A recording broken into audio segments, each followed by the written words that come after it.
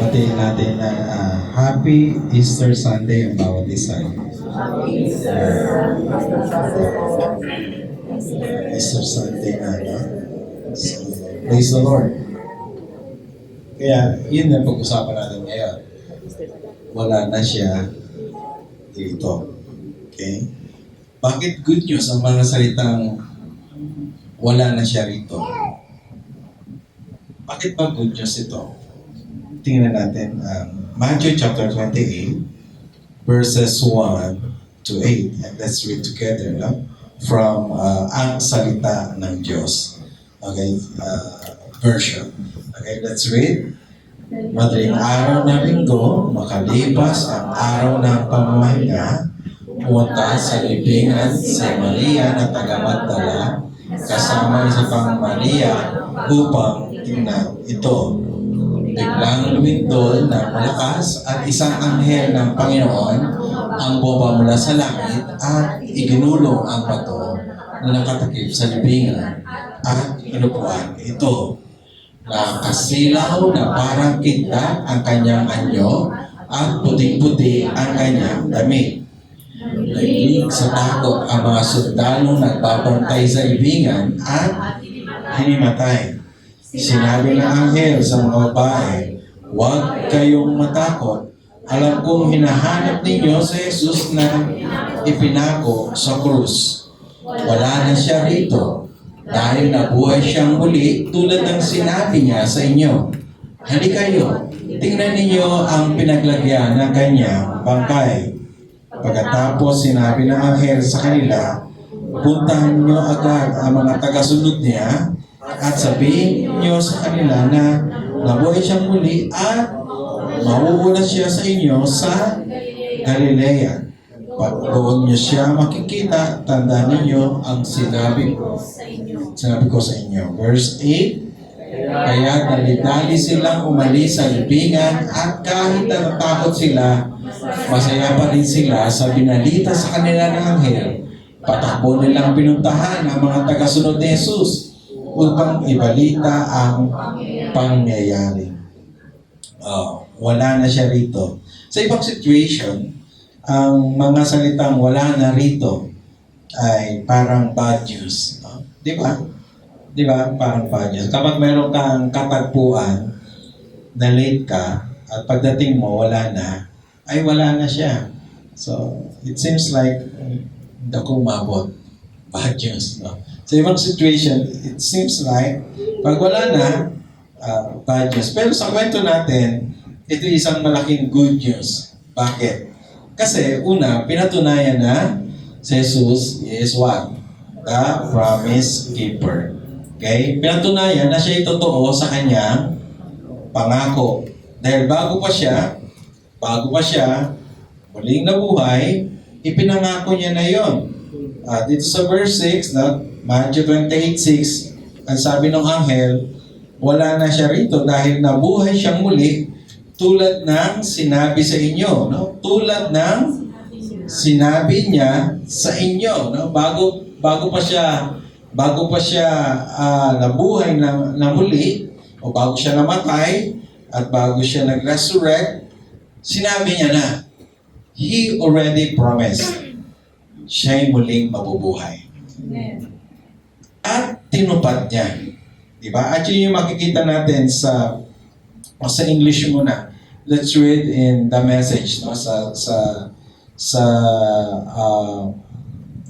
version ni Eugene Peterson. Let's read together. Sige nga.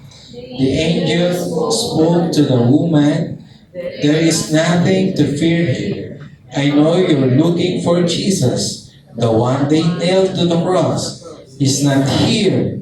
He was raised just as he said. Come and look at the place where he was placed." Just as he said. No? Ipinangako niya na, sinabi niya na. Di ba? Binanggit niya na, buhay pa siya, binanggit niya na. Kaya nga, tunay na mapagkakatiwalaan ang kanyang mga salita na merong matibay na pruweba, and that is the empty tomb. Yun ang katibayan na totoo siya sa kanyang promise. wala na doon yung kanyang bangkay. Okay? Actually, sinigurado pa. Alam naman no? Alam ng mga pinuno, no, ng sundalo ng Romano, yung promise ni Jesus na siya ay muling mabubuhay na muli. Kaya ginawa nila, sinelyohan yung libingan para wala makagalaw. May selyo, wala makagagalaw niyan. Pero, gayon pa man, kahit selyuhan nila, kahit pabantayan sa gwardiya, di ba sabing gano'n, nanginig sa takot ang mga gwardiya at nahimatay. No? Mas matapang pa yung mga babae, no? Sila Mary Magdalene. Siguro, natakot din sila Mary Magdalene. Pero yung mga gwardiya, nahimatay. No? Nahimatay sa takot. Okay? Pero pruweba na totoo siya sa kanyang mga salita dahil ang naiwan na lang ay yung kanyang mga pinagtamtan, no? Alam niyo naman yung pinagtamtan ng mga patay sa Near East culture at sa Middle East culture, minamamimay sila lang yung gano'n. Paikot-ikot yung damit. Yun na lang ang naiwan. Okay? Ito yung pangako ng Panginoon ay Matthew 16:21. At naitala rin, no? Naisulat din yung kanyang promise. Okay, let's read yung verse 21 from chapter 16 ng Matthew. Let's read together. Mula noon, pinaalam na ni Jesus sa mga tagasunod niya na dapat siyang pumunta sa Jerusalem at dumanas ng maraming paghihirap sa kamay ng mga pinuno ng mga Hudyo, ng mga namamahalang pari at ng mga tagapagturo ng kautusan, at siya'y ipapatay nila, pero sa ikatlong araw ay muli siyang, yung kulay dilaw lang basahin natin. Ipinaalam na ni Jesus sa mga tagasunod niya. Siya'y ipapatay nila, pero sa ikatlong araw ay muli siyang mabubuhay. No? Beforehand, no? He already foretold. Sinabi niya na, siya'y ipapapatay, pero siya'y muling mabubuhay. He promised. Pinangako niya. No?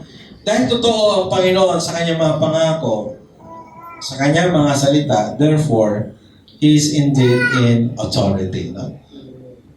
Alam niyo, kapag tayo nangangako, una, mangangako tayo ng kaya lang natin. Tama po ba? Pero yung mga nanliligaw, lagpas ang pangako, no? Nanliligaw pa lang eh. Pero usually, pag mag-promise tayo, we promise yung kaya natin gawin. But when Jesus promised, He promised the impossible. Pinangako niya yung, totoo ba? Pwede ka bang muling mabuhay? Pero totoo nangyari. Siya muling nabuhay, and therefore, pwede tayong manghawakan sa kanyang mga salita. Amen po ba ron? Dahil sa verse 6, again, sabi ganon, wala na siya rito. Dahil nabuhay siyang muli tulad ng sinabi niya sa inyo. Tinupad niya ang kanyang pangako. Wala na siya rito. Tapos sa verse 7, sabi ganon, yung kulay dilaw lang, basahin natin sabay-sabay. Puntahan niyo agad ang mga tagasunod niya at sabihin niyo sa kanila na nabuhay siyang muli at mauuna siya sa inyo sa Galilea. Okay? So, pagkatapos ni Jesus muling nabuhay, meron agad siyang pinuntahan at ang pinuntahan niya ay Galilea. Alam niyo, ang Galilea, isa pang tawag sa kanya ay Galilee of the Gentiles. Galilee of the Gentiles. Ito ay nasa northern part of Israel. Sa northern part siya, bandang taas. Boundary na siya, I think, Syria. No? Boundary na siya ng Syria. At karamihan ng tao roon, hindi na purong Hudyo. Kaya nga tawag sa kanya, Galilee of the Gentiles. At ang mga salita roon, hindi na Hebrew. Hindi na Hebraic ang salita doon. Ang salita doon, Aramaic na. Until now, marami pa rin nagsasalita ng Aramaic. If you will go to Iraq, Lebanon, those places, ang salita dyan hindi Arabic, Aramaic, mga salita ni Jesus. Okay, yung mga ginamit niya dun sa cross, mga Aramaic words. Okay, kaya sa Bible school, hindi lang Greek and Hebrew pinag-aaralan, kahit Aramaic pinag-aaralan, dahil maraming mga Aramaic words sa Bible. Okay? So, hindi siya purong Hudyo na yung lugar na yon. Jesus went, proceeded right away, immediately, after the resurrection to that place. Ano significance ng pastor? What is the significance of after Jesus rose from the dead, immediately went to the Galilee of the Gentiles? What's the significance of that event? And even yun din yung sinulat ni Matthew at binanggit din ni Mark, okay, na kinopyahan ni Matthew. Anong kahalagahan noon? Ito yung kahalagahan noon. There is urgency in reaching out the Gentiles. There is urgency to preach the good news to the Gentiles. That's why we're here now. Kaya nakaabot sa Pilipinas. Bakit? Nandun yung pagmamadali ng Panginoon Kristo dapat maipangaral ang mabuting balita. Kasi hindi kumpleto ang mabuting balita kung hindi siya muling nabuhay. Kung siya'y namatay lang doon sa krus at namatay at nilibing, tapos na, there's no good news. But because He rose from the dead, and therefore, there's good news. There is urgency. Kailangang ipamalita. Kanina, ito rin share ko sa joint worship ng church natin sa Naik, Gerald Trias, Dasmariñas. Nagtipon-tipon sila doon sa Gentry. 5 o'clock in the morning. So after that, takbo agad kami rito para makapag-ministeryo naman sa inyo. Ang sabi ko sa kanila, kasi karamihan doon, alam niyo mga miyembro natin sa Cavite, hindi mga Caviteño eh. Karamihan mga Bisaya eh. Hiligay nun, marami hiligay nun. Kaya sabi ko, kaya si Jesus ginawa to para mga Kristiyano hindi mag-hayahay. Hindi mag-relax. Merong urgency to share the gospel. Dahil si Jesus, pagka buhay na muli, sabi ganun, nauna na siya sa Galilea. Nauna na siya doon sa Galilea. Because He is the Lord of mission. Jesus is the Lord of mission. Magkalayo yung Jerusalem at Galilea, mga 3 to 4 hours or 4 to 5 hours by car, no? By car. Tingnan natin yung mapa, yan. Ang Jerusalem nandito, ang Galilea nandun sa, of course, Sea of Galilee, nandiyan yung Galilea, no? Somewhere here, ang Tel Aviv. Okay, nandito ang Jerusalem. Okay? Jerusalem is center of Judaism. So, sinasabi lang ni Jesus na siya'y nabuhay na muli. Okay? Ang kanyang mabuting balita ay hindi exclusive for the Jews, but His gospel is for all the nations. For all of us. No? Si Jesus ay inclusive, hindi exclusive para sa lahat. Pinaglapit niya itong magkalayo na to. Pinaglapit niya. Ang tingin ng mga taga-Jerusalem, mabababang uri ang mga taga-Galilea kasi hindi nga sila mga purong Hudyo. But you know what? Sabi ni Jesus, ako ngayon muling nabuhay. No? Hindi lang din ang aking trabaho, kundi sa lahat ng bansa. To all the nations. No? Siya ang Panginoon ng misyon. The resurrection of Jesus established His authority over all things. No? He's not only the King of the Jews, but King of all people. Okay? In Matthew 16, o Matthew 28:16, ito na yung sinabi, no? Sumunod na yung mga disipulo ng Panginoon. Let's read nga. Sige nga po. Pumunta ang 11 tagasunod ni Jesus sa nauna na si Jesus sa Galilea, pero yung mga kanyang tagasunod, no, sumunod sa kanya. Doon sa isang bundok na sinabi sa kanila ni Jesus. Verse 17, sabay-sabay po, nang makita nila si Jesus, sumamba sila sa kanya.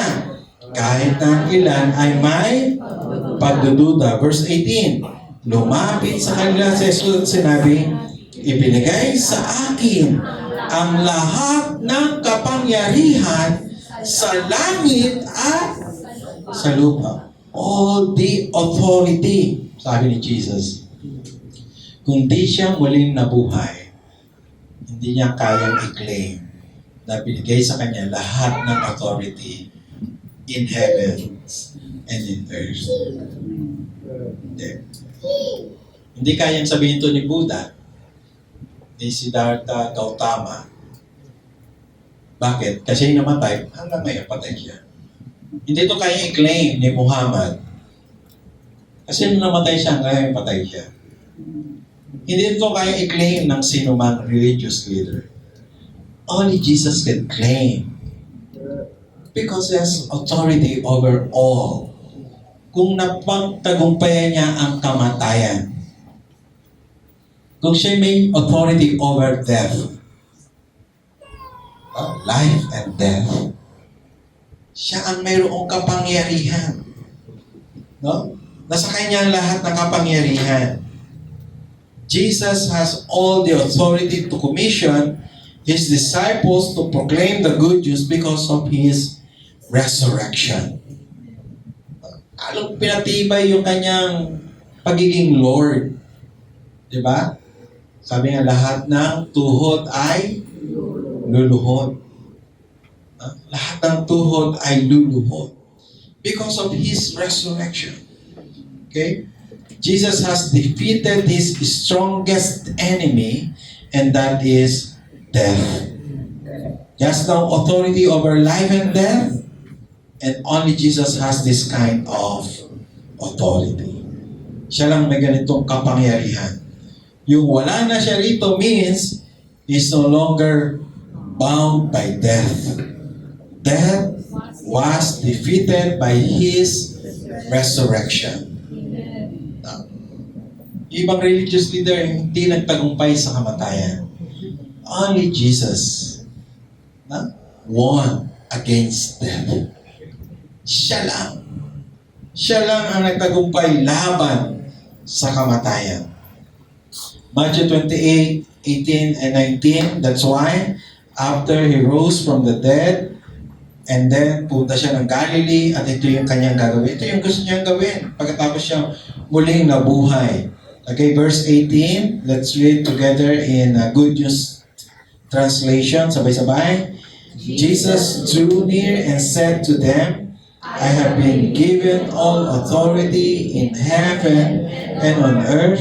19. Go then to all peoples everywhere and make them my disciples. Baptize them in the name of the Father, the Son, and the Holy Spirit. Kita natin, no? So urgent. So urgent. Siguro, yung iba, parang si Pastor, no? Pagka-stroke, pahinga muna 3 buwan. Pero sabi ko, 3 buwan, 1 buwan pa lang nag-preach na ako. Sabi ng doktor ko, pahinga ka, Pastor, na 3 buwan. Huwag ka mag-preach. Bawal mag-preach, bawal mag-drive. Ang sinunod ka lang, bawal mag-drive. Pero nag-preach agad ako. Sabi niya, bawal ka mag-preach in 3 months, pero in 1 month, nag-preach agad ako. In 2 months, 2 beses na ako mag-preach. Ngayong araw, I will try to share the Word of God 4 times. Cavite, Canlubang, Bañadero, and then mamayang hapon, pupunta kami sa San Mateo, Rizal, para buksan yung bagong church natin doon. Siguro, pag malaman ng doktor ko, talagang matigas ulo mo, Pastor, ha? This is the urgency to preach the gospel. Para pa saan siya nabuhay na muli? kundi to preach the good news to many. To preach the good news to all. And this is His promise. Because Jesus is the Emmanuel of mission. Anong pangako niya? Emmanuel means God is with us. His name promises His divine presence, particularly in mission. No? Dalawa lang naman pangako niya eh. Una, pangako niya, if 2 or 3 gather together for my name's sake, kapag sa worship nag-gather, pag nag-gather to worship Him, ano promise niya? Ako'y nasa inyong kalagitnaan. Tama? At ang promise niya rin, kung hahayo. Kaya nga, as we gather, as we scattered for the mission, for His name's sake, ang promise niya, His presence. At yun din ang pangako niya dito. Sasamahan niya tayo. Matthew 28:20. Sa Good News Translation again. Sabay-sabay. And teach them to obey everything I have commanded you. And I will be with you always to the end of the age. Sasamahan ko kayo. Kaya lagi kong pinagpapatotoo yung favor ng Lord sa buhay ko. Lagi kong tinatestify. Nung dumating yung dormmate ni Sister Joy sa Bible School nung siya nasa college pa. Siya ay BS Bio, no? Sa Canada na siya. Edmonton, Canada na naka-base. Sabi niya sa akin, Pastor, talagang kalaban mo dyan, talaga panahon. Kung hindi ka nadala sa hospital agad ng panahon na yon, gulay ka.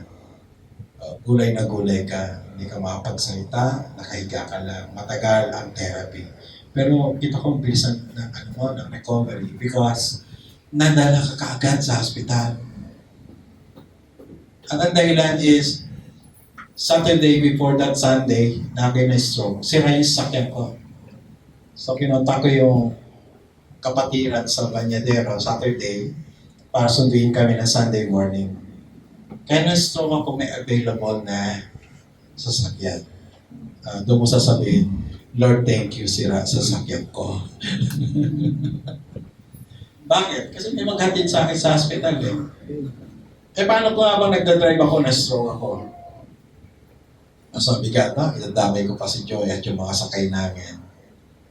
Pangalawa, may yung pastor nga doon na nagbabantay pag Sunday morning. Napasok yung 7:30. Sabi niya, nagtraka siya, ba't siya gumising ng alas 5 at pumasok ng alas 6? Tataka siya. Pero 7:30 siya napasok. Yun pala, kailangan may magbubuhat sa akin. Kaya saglit lang nasa hospital na ako. Nampak agad yung akin. Mataas yung aking pressure ng dugo eh. 220 over 190. Napapailig yung mga doktor. Wow. Sabi niya, sa iba talagang sabog-sabog na yung ugat sa utak. Pero ang agad. Lahat yung grace ng Lord. Totoo siya sa kanyang pangako. He is true to His promise. Pero may condition. Go and make disciples. That's the condition. Umayo at lumikha ng mga disipulo. Pag ginawa mo yun, ang sabi niya, ang promise niya, and I will be with you always to the end of the age. Practically speaking, paano niya sasamahan hanggang sa dulo ng daigdig kung hindi siya muling nabuhay? Di po ba? How can Jesus promise na sasamahan ka, hindi naman siya nabuhay? Di ba? Kaya niya ipangako because He rose again from the dead. He has risen. Wow. This kind of promise is what we needed today. Tama? Na, nabasa ka kahapon ni Joy, ang diesel aakyat pa ng 170 pesos per liter. Kawawa na yung mga driver, mga Yung mga nag-jeep dito, huwag na kayo minsan humingi, pag konti na lang, huwag niya hingin yung sukli. Bigyan niyo lang. Wala silang kabuhayan.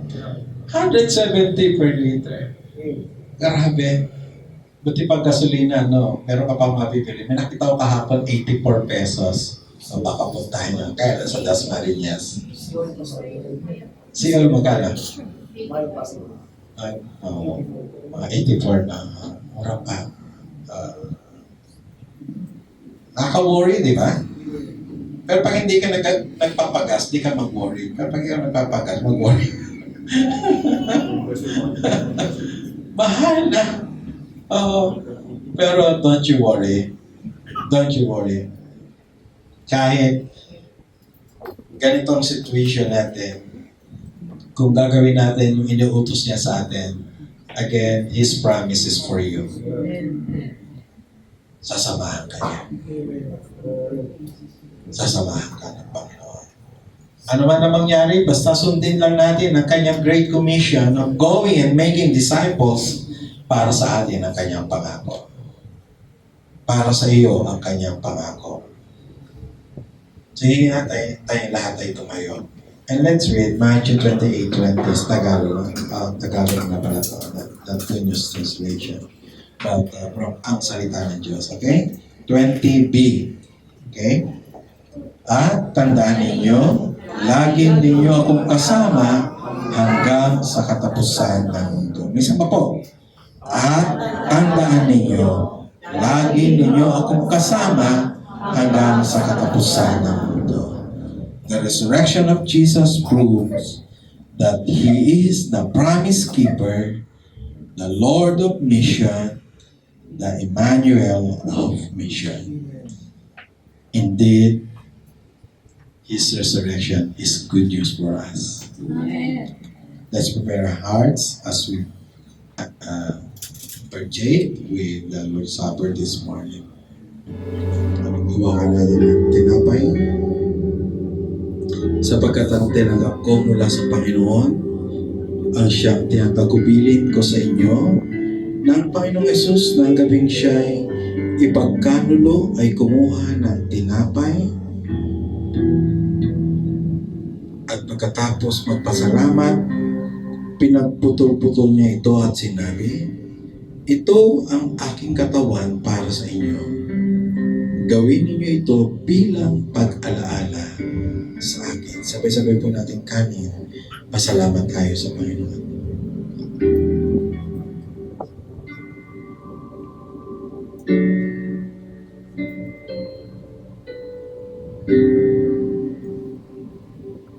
Hawakan natin ang saro.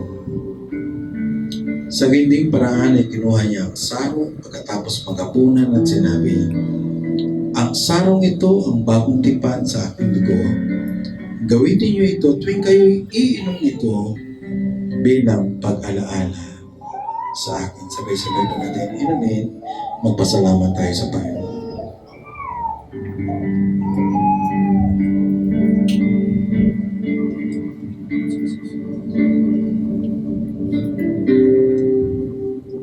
Sapagkat sa tuwing kakainin ninyo ang tinapay nito at iinuman ng saro, ipinapahayag ninyo ang kamatayan ng Panginoon hanggang sa kanyang muling pagparito. Panginoon, salamat po. Maraming salamat po. Sapagkat kung paanong naibigay niyo ang inyong sarili para sa amin, kasino pa ang ibang bagay na aming inihiling? Lord, thank you. Maraming salamat. At patuloy na dalangin na maranasan ang iyong pabor. Patuloy na maranasan ang iyong masaganang pagkakaloob ng lahat ng aming pangangailangan. Salamat po, Panginoon. Patuloy namin inaalala mga naghihirap dahil sa